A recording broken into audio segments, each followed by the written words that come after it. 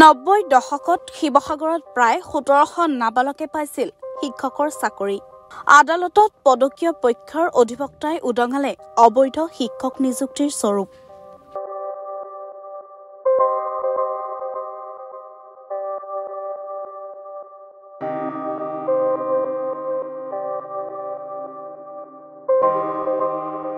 প্ৰধানমন্ত্ৰীৰ নিৰ্দেশনাকো উপেক্ষা শিক্ষা বিভাগৰ।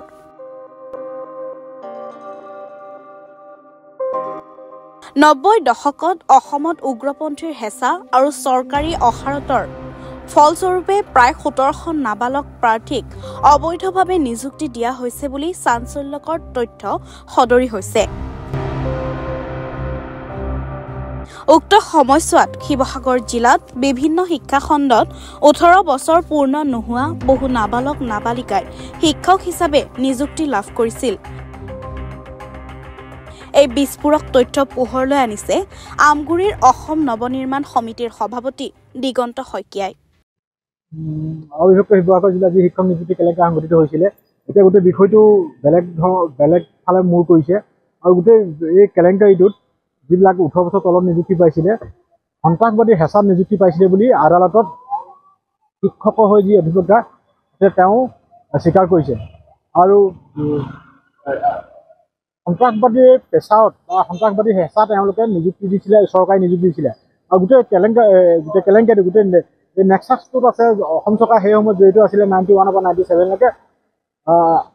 আৰু যিখিনি ইলিগেল টিচাৰ সেইখিনি আছে আৰু চৰকাৰ আৰু সন্ত্ৰাসবাদী। আমি এই গোটেই বিষয়টো যেতিয়া সন্ত্ৰাসবাদী কথাটো আহিলে, এতিয়া দেশৰ নিৰাপত্তাৰ প্ৰশ্ন আহিছে আৰু দেশৰ নিৰাপত্তাৰ স্বাৰ্থত লাগি গোটেই বিষয়টো NIA তদন্ত দাবী জনাইছোঁ আৰু শীঘ্ৰে NIA তদন্ত কৰক। কাৰণ সন্ত্ৰাসবাদী যেতিয়া জড়িত আছে, ইয়াত অইন কেলেংকাৰী নিচিনা নহয়, এই কেলেংকাৰীটো অলপ প্ৰক্ৰিয়া হৈছে, ইয়াৰ মূৰ বেলেগলৈ লৈছে। বিভিন্ন সময়ত আপুনি ৰাজনৈতিক দলৰ হেঁচাতো নিযুক্তি পাইছিলে বুলি বাতৰি পৰিৱেশন হৈছিলে বা বৃহৎ টকাৰ লেনদেনটো নিযুক্তি হৈছিলে। তাৰ পাছত শেহতীয়াকৈ আকৌ সন্ত্ৰাসবাদী হেঁচাত নিযুক্তি হৈছে বুলি আপোনাৰ আছামী পক্ষৰ অধিবক্তাই আদালতত স্বীকাৰ কৰিলে। আৰু এতিয়া আমি গোটেই বিষয়টো NIA তদন্তৰ দাবী জনাইছোঁ আৰু শীঘ্ৰে বিষয়টো NIA তদন্ত হওক আৰু এই যিখিনি ইলিগেল, যিখিনি 18 বছৰ তলৰ শিক্ষক আছিলে, এই শিক্ষকক গ্ৰেপ্তাৰ কৰক।